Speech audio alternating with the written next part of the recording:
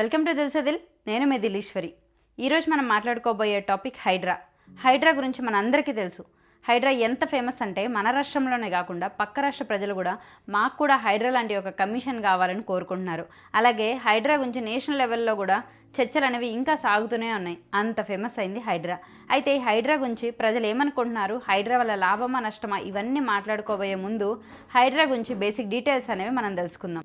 హైడ్రా అనేది కాంగ్రెస్ ప్రభుత్వం వచ్చాక రేవంత్ రెడ్డి గారు ఈ హైడ్రా అనే ఒక కమిషన్ని ఏర్పాటు చేశారు. అయితే ఈ హైడ్రా కమిషన్కి కమిషనర్గా సిన్సియర్ ఐపీఎస్ ఆఫీసర్గా పేరుగాంచిన రంగనాథ్ గారిని కమిషనర్గా నియమించారు. అయితే హైడ్రాకి చాలా విధులు ఉన్నాయి. అందులో మేజర్ ప్రధాన విధి ఏంటి అంటే హైదరాబాద్ ఇంకా దాని సరౌండింగ్స్ ప్రాంతాల్లో ఏవైతే నాలాలు, కుంటలు, చెరువులు, నదులు ఇలాంటివన్నీ కూడా పరిరక్షించి అక్కడ ఉన్న అక్రమ నిర్మాణాలని తొలగించి చెరువుల్ని కాపాడడం అన్నమాట. ఇలా కాపాడడం వల్ల హైదరాబాద్ వరదల అంటే ఏవైతే వరదలు కానీ లోతట్టు ఏరియాస్లో ఎక్కువగా వరదలు వర్షాకాలం రాగానే అక్కడంతా నిండిపోతుంది. ఇలాంటివన్నిటికీ కూడా శాశ్వత పరిష్కారంగా హైడ్రాని నియమించారు. అయితే హైడ్రాకి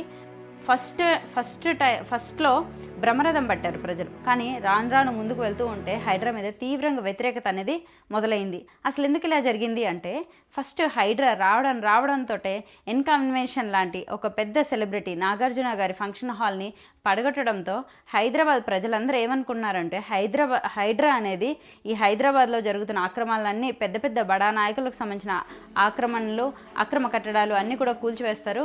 పేద ప్రజలకు తక్కువ ధరలో భూములు దొరికే అవకాశం కూడా లభిస్తుంది. ఈ కబ్జాలు అనేవి చాలా వరకు తగ్గుతాయి. ఇవన్నీ కూడా హైడ్రా మీద ప్రజలు అనుకున్నారు. అందుకనే ఫస్ట్లో హైడ్రా గురించి ప్రజలు బ్రహ్మరథం బట్టి మా ఏరియాకి రండి అంటే మా ఏరియాకి రండి అని చెప్పేసి పిలిచారు. కానీ ఇప్పుడు మాత్రం ఆ సీన్ అంతా రివర్స్ అయింది. అసలు ఎందుకు ఇలాంటి సిచ్యువేషన్ వచ్చింది మాట్లాడుకుందాం.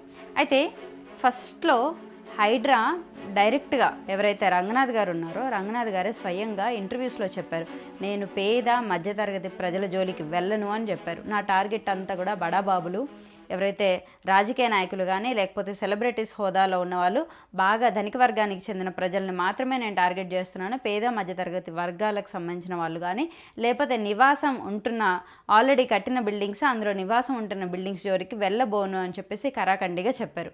దాంతో ప్రజలందరూ కూడా ఊపిరి పీల్చుకున్నారు.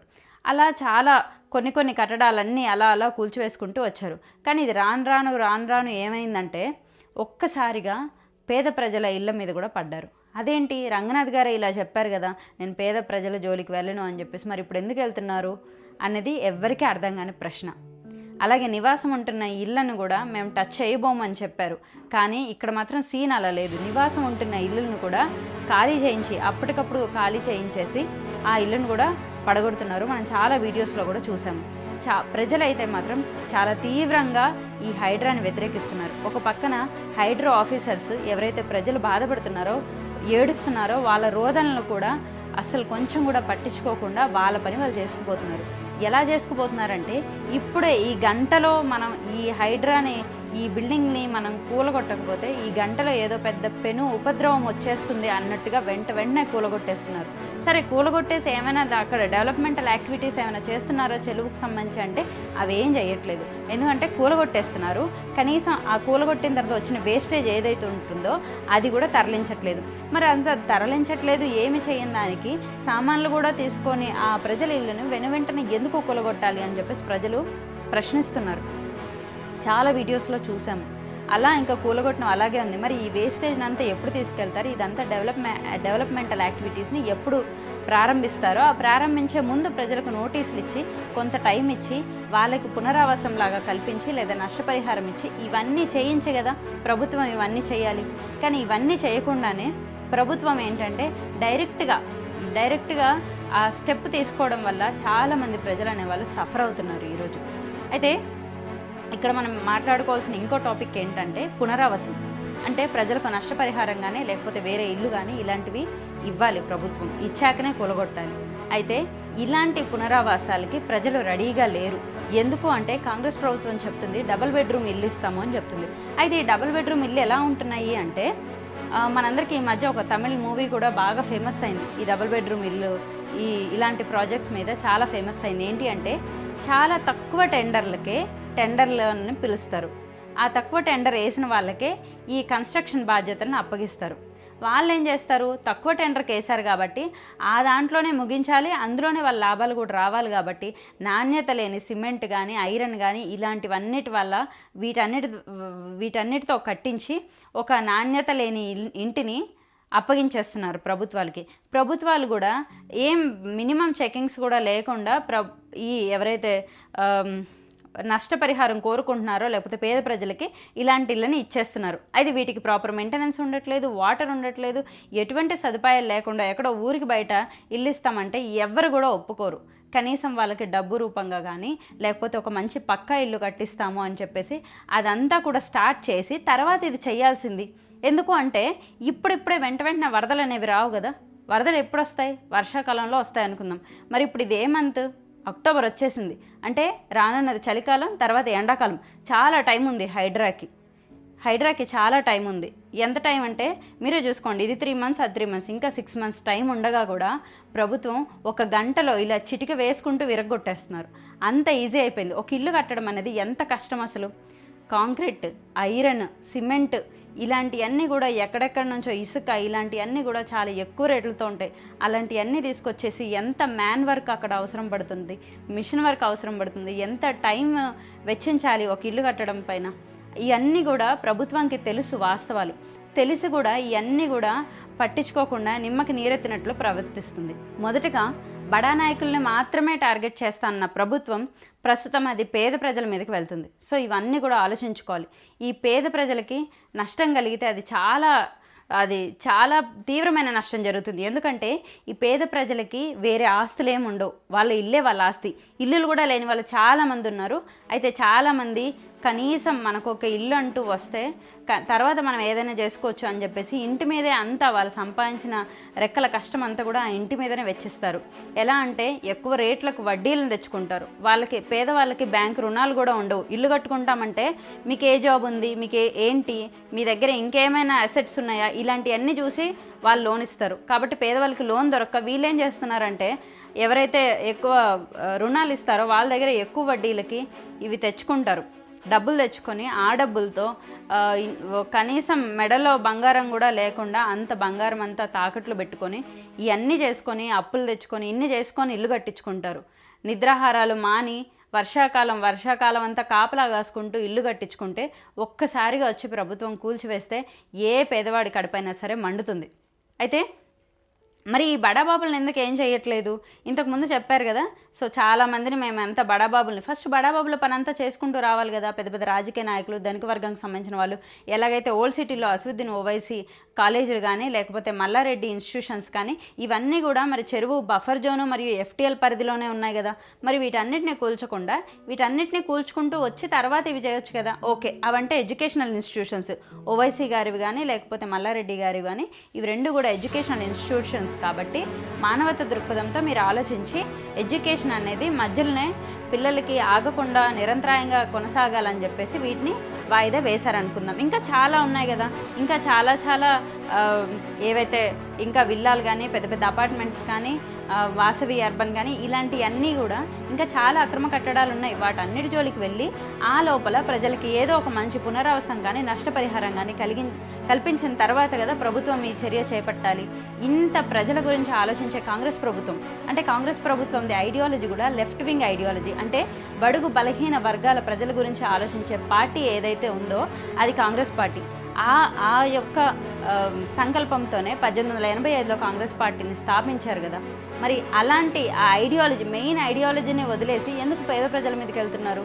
ఒక ప్రభుత్వం కోరుకునేదంతా కూడా ఏంటి అంటే పేద ప్రజల సంక్షేమంగా ఉండాలి. వెల్ఫేర్ ఆఫ్ పీపుల్ని కోరుకునేదే అసలైన ప్రభుత్వం. మరి ఇలాంటివన్నీ చేస్తే సంక్షేమం బాగుపడినట్ట? ఓకే, ఇప్పటికిప్పుడు ఆ ఇల్లును కూలగొట్టేసేస్తే ఇమీడియట్గా వచ్చే లాభం ఏంటి? ఇమీడియట్గా వాళ్ళకి ఇమీడియట్గా నష్టం జరుగుతుంది కదా. మరి ఇమీడియట్గా వచ్చే లాభం ఏంటి? ఇవన్నీ కూడా ప్రభుత్వం ఒకసారి ఆలోచించాలి. వీటన్నిటి గురించి ప్రజలు మా ఇంటి మీదకి ఎప్పుడు వస్తుందో, మా ఇల్లు ఏమవుతుందో అని చెప్పేసి పేద ప్రజలందరూ కూడా బీపీలు తెచ్చుకొని వాటి వల్ల మళ్ళీ అనవసరంగా హాస్పిటలైజ్డ్ అయ్యి తర్వాత రీసెంట్గా మనం ఒక ఇష్యూ కూడా చూసాం కదా, ఒక లేడీ గుండెపోటుతో మరణించిందని. చాలా హెల్త్ ఇష్యూస్ చాలా ఉంటాయి, ప్రతి ఒక్క మనిషికే హెల్త్ ఇష్యూస్ ఉంటాయి. చాలామంది చెప్తున్నారు వేరే రీజన్స్ వల్ల ఆమె చనిపోయి ఉంటుంది, హెల్త్ ఇష్యూస్ ఉంటాయని. ఓకే, ఆల్రెడీ హెల్త్ ఇష్యూ ఉన్న ఒక పర్సన్కి వాళ్ళ ఇల్లు కూలగొడితే తన మనోధైర్యం ఇంకా దెబ్బతిని ఆరోగ్యం ఇంకా క్షీణిస్తుంది కదా, ఇంకా క్షీణించి చనిపోవడానికి కారణం అవుతుంది కదా. సో ఇవన్నీ కూడా మనం గుర్తుపెట్టుకోవాలి. హైడ్రా వల్ల అసలు లాభాలేంటి, నష్టాలేంటి, అసలు లాభాలు ఎక్కువ ఉన్నాయా, నష్టాలు ఎక్కువ ఉన్నాయా అనేది తెలుసుకుందాం. అయితే హైడ్రా వల్ల లాభాలు ఏంటి అంటే మనందరికీ తెలిసిన విషయమే. అయితే హైడ్రా వల్ల కబ్జాలు అనేవి తగ్గుతాయి. And main and most important point ఏంటంటే వరదలు రాకుండా, లోతట్టు ప్రాంతాల జలమయం కాకుండా హైడ్రా అనేది శాశ్వత పరిష్కారంగా ఉండబోతుంది. ఎందుకంటే చెరువుల్ని అలాగా సేవ్ చేస్తూ ఉంటే వెళ్ళాల్సిన నీళ్ళు ఏవైతే ఉంటాయో అవంతా చెరువుల్లోనే ఉంటాయి, రోడ్ల మీదకి రాకుండా ఉంటాయి. కాబట్టి ఇది మాత్రం చాలా మేజర్ లాభం అనే చెప్పొచ్చు.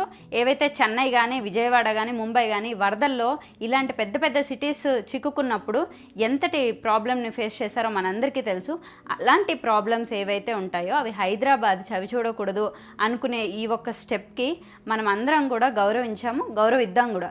కానీ అది ఏంటి అంటే పేదవాళ్ళని లాభాలు, వాళ్ళ నష్టాలు ఈ రెండు కూడా తెలుసుకొని రేవంత్ రెడ్డి ప్రభుత్వం అనేది ముందుకెళ్ళాలి. అయితే ఇవి లాభాలు అనేవి రెండే, ఒకటి కబ్జాలు అనేవి తగ్గుతాయి, ఇంకోటి వచ్చేసి ఏంటి అంటే ఈ ఏదైతే లోతట్టు ప్రాంతాలు జలమయం కాకుండా, వరదలు ఎక్కువగా ఎఫెక్ట్ కాకుండా, రోడ్ల మీదకి నీళ్ళు రాకుండా ఉంటాయి. మరి నష్టాలు ఏం జరుగుంటాయి, ఏమేమి జరగబోతాయి? పేద ప్రజల ఇల్లు కూల్చితే ఏమవుతుందంటే ఏదైతే పేద జనాభా ఉన్నారో వాళ్ళంతా కూడా రోడ్డు మీద పడి ఇప్పటికీ వాళ్ళ దగ్గర ఇంకా ప్రాపర్గా ఎటువంటి పునరావాసం లేదు కాబట్టి రోడ్డు మీద బతకాల్సిన స్థితి ఉంటుంది. వాళ్ళు ఒకవేళ ఆ పునరావాసం, గవర్నమెంట్ ఇచ్చే పునరావాసం నచ్చకపోతే ఈ ప్రజలు అనేవాళ్ళు కంప్లీట్గా రోడ్డు మీద పడతారు. అంతేకాకుండా ఇది ఫస్ట్ పాయింట్. రెండో పాయింట్ ఏంటి అంటే విపరీతమైన ఆస్తి నష్టం అనేది జరుగుతుంది. ఇంత పెద్ద పెద్ద భవనాలు కానీ, లేకపోతే ఆల్రెడీ మొత్తం కష్టపడి వాళ్ళ సొమ్మంతా వెచ్చించి, వాళ్ళ లైఫ్ అంతా వెచ్చించి కట్టుకున్న ఇల్లుని కూలగొట్టడం వల్ల విపరీతమైన ఆస్తి నష్టం, సిమెంట్, కాంక్రీట్, ఇసుక ఇలాంటివన్నీ కూడా విపరీతమైన ఆస్తి నష్టం ఇది. తర్వాత నెక్స్ట్ థర్డ్ పాయింట్ ఏంటి అంటే ప్రాణ నష్టం కూడా జరిగే అవకాశం ఉంది. వీటి వల్ల ప్రజల ఆరోగ్యం క్షీణించి కానీ, లేకపోతే ఆత్మహత్యలు కానీ పెరిగే అవకాశం ఉంది. కాబట్టి ప్రాణ నష్టం కూడా ఉంది అని చెప్పుకోవచ్చు. అంతేకాకుండా పేద ప్రజల పిల్లలు ఎవరైతే ఉంటారో వాళ్ళ భవిష్యత్తు అనేది అంధకారంలోకి వెళ్ళబోతుంది. అంటే ఆల్రెడీ కష్టపడి ఒక ఇల్లు అంతా సమకూరిన తర్వాత పిల్లలు బడికెళ్ళి చదువుకుంటారు. కానీ అదేది లేని ఆ సమయంలో ఏమవుతుందంటే పిల్లలు మళ్ళీ పనికి వెళ్ళడం కానీ, లేకపోతే ఒకవేళ వాళ్ళ చదువులు మానివేయించడం కానీ ఇలాంటివన్నీ జరుగుతాయన్నమాట. సో ఇది ఒక నష్టం. అంతేకాకుండా ఇంకో నష్టం ఏంటంటే క్రైమ్ రేట్ అనేది ఎక్కువగా పెరిగే అవకాశం ఉంది. ఇది చాలా ఇంపార్టెంట్. అవినీతి, క్రైమ్ రేట్ అనేది ఎక్కువగా పెరగబోయే అవకాశం ఉంది. ఇలాంటివన్నీ చేయడం వల్ల ప్రజల్లో ఎథిక్స్ అనేది ఎథిక్ మొరాలిటీ అనేది తగ్గి దొంగతనాలు, దోపిడీలు ఇలాంటివన్నీ కూడా ఎక్కువగా జరిగే అవకాశం ఉంది. ఇదొక నష్టం. తర్వాత ఇంకో నష్టం ఏంటంటే ప్రభుత్వం పైన ఏంటంటే ప్రజలకు విశ్వాసం అనేది కోల్పోతుంది. విశ్వాసం కోల్పోతే ఆ ప్రభుత్వం ఇంకా ఎటువంటి మంచి ఇనిషియేషన్ తీసుకున్నా కూడా ప్రజలు హర్షించరు. ఇదొక నష్టం. అయితే ఇంకొక నష్టం ఏంటి అంటే ఇవన్నీ కూడా ప్రజలు ఎక్కువగా వ్యతిరేకిస్తే రాజకీయ సంక్షోభం ఏర్పడి అసలు నాయకుడు లేకుండా మరి ఇంకా ఏమైనా ఒక గవర్నర్ పాలన కానీ ఇలాంటివన్నీ కూడా వచ్చే అవకాశం ఉంది. సో వీటన్నిటిని దృష్టిలో పెట్టుకొని ప్రభుత్వం అనేది నెక్స్ట్ స్టెప్ వేయాలి. అయితే ఈ ప్రభుత్వము ఏదైతే బడా నాయకుల గురించి ఫస్ట్ అనుకుందో వాళ్ళనే ఫస్ట్ టార్గెట్ చేసి వాళ్ళవి అక్రమ కట్టడాలన్నీ తొలగించి, ఎందుకంటే వాళ్ళవి తొలగిస్తే పెద్ద ప్రాబ్లం ఏమి ఉండదు. ఎందుకంటే వాళ్ళకి ఈ ఆస్తి కాకపోతే ఇంకొక ఆస్తి ఉంటుంది, ఈ బిల్డింగ్ కాకపోతే ఇంకొక బిల్డింగ్ ఉంటుంది. సో వాళ్ళకి ఆల్టర్నేటివ్స్ చాలా ఉంటాయి. ఎటుపోతే అమాయకమైన ప్రజలు ఎవరు అంటే పేదవాళ్ళే. ఎందుకంటే ఈ పేదవాళ్ళు ఆశకి లోనయ్యి మాకు కూడా హైదరాబాద్లో ఒక ఇల్లు ఉంటుంది, మాకు ఒక నీడ ఉంటుంది అని చెప్పేసి వాళ్ళ తిండి సాక్రిఫైస్ చేసి, వాళ్ళ బట్టలు సాక్రిఫైస్ చేసి ఒక్క నీడు ఉంటే మాకు చాలు అని చెప్పేసి అన్ని సంతోషాలని వదులుకొని వాళ్ళ రెక్కల కష్టం అంతా కూడా ఒక ఇంటి మీదనే పెడతారు. అయితే మరి ఈ ఇంటికి ఎటువంటి లోన్స్ రావు. ఇంతకుముందు మనం మాట్లాడుకున్నాం కదా, చాలా అంటే అక్రమ కట్టడాలు ఇవన్నీ పట్టభూములు అంటే రిజిస్ట్రేషన్ లేకపోతే మరి ఏ బ్యాంకులు కూడా లోన్ ఇవ్వవు కదా. మరి వీటినన్నిటినీ అమ్మిన వాళ్ళకు కూడా ఒక పెద్ద స్ట్రాటజీ ఉంది. వీళ్ళందరికీ తెలుసు ఇవన్నీ చెరువు భూమిలో మనం కబ్జా చేసాం, ఎప్పుడైనా మన దగ్గరికి వచ్చేస్తారో అది పేదవాళ్ళకి ఇచ్చేస్తే ప్రభుత్వం కొంచెం ఆలోచిస్తుంది అని ఆలోచించి వీళ్ళు ఏం చేస్తారంటే ఈ కబ్జా చేసుకున్న భూములు ఇలాంటివన్నీ కూడా ఇషికం భూములు ఇవన్నీ ఏం చేస్తారంటే పేద ప్రజలకి తక్కువ రేట్లకి ఆశ చూపిస్తారు. తక్కువ రేట్లకి ఒక దగ్గర ఒక గజం ₹1,00,000 ఉందంటే మీకు 50,000కే ఇస్తాం రండి అనగానే ఈ పేద ప్రజలు వెళ్ళి తట్టా బుట్ట అన్నీ అమ్ముకొని అక్కడికి వెళ్ళి జాగా కొనేసుకొని వీళ్ళు జాగాలు తెచ్చుకుంటారు. అయిపోయింది. ఈ తెచ్చుకున్న జాగాలకి ఇంకొకరి దగ్గర మళ్ళీ డబ్బులు ఇవ్వగా వాళ్ళు పర్మిషన్ ఇస్తారు. ఇవన్నీ అయిపోయిన తర్వాత వాళ్ళు ఇల్లు కట్టుకున్న తర్వాత వాటిని కూల్చేస్తారు. ఇక్కడ ఎవరిది తప్పని మనం నిందిస్తాం అంటే తప్పు అమ్మిన వాళ్ళదా, లేకపోతే అమాయకంగా ఏమీ తెలియని పసిపిల్లల్లాగా కొన్న వాళ్ళదా, లేకపోతే మనకి ఎవరైతే పర్మిషన్స్ ఇస్తారో వాళ్ళ అధికారులు తప్ప, లేకపోతే కూలగొట్టిన వాళ్ళది తప్ప ఎవరిదో కానీ బాధపడేది మాత్రం పేద ప్రజలే. ఎందుకంటే ఒక చిన్న పిల్లలకి మనం చాక్లెట్ ఆశ చూపిస్తే ఆ చిన్నపిల్లలకి ఏం తెలియక వెళ్ళిపోతారు. సేమ్ అలాగే పేద ప్రజలు ఇలాంటి రూల్స్ తెలియవు, వాళ్ళు చదువుకోకపోయి ఉంటారు. అట్లీస్ట్ FTL అంటే ఏంటి, బఫర్ జోన్ అంటే ఏంటి కూడా వాళ్ళకు తెలియదు. ఆ తెలియని వాళ్ళకి అవేర్నెస్ కల్పించి ఇలా ఇప్పటి నుంచి చేయకూడదు, ఒకవేళ చేస్తే వాటికి పరిష్కారం ఏంటి అని చెప్పేసి ప్రజలు మెచ్చుకునేలాగా ప్రభుత్వం అనేది స్టెప్స్ తీసుకోవాలి. ఎప్పుడైనా కూడా ప్రజలు మెచ్చుకుంటేనే ఆ ప్రభుత్వం ఎప్పటికైనా సరే అధికారంలోకి వస్తూనే ఉంటుంది. ప్రజలు మెచ్చిన వాడే నిజమైన నాయకుడు అంటారు కదా, అదే అనమాట ఇక్కడ కూడా. ఎప్పుడైనా సరే మన దగ్గర ఉన్న దేశ జనాభాలో ఒక 20% ధనిక వర్గాల వాళ్ళు ఉంటే 80% పేద మధ్యతరగతి వాళ్ళే ఉంటారు.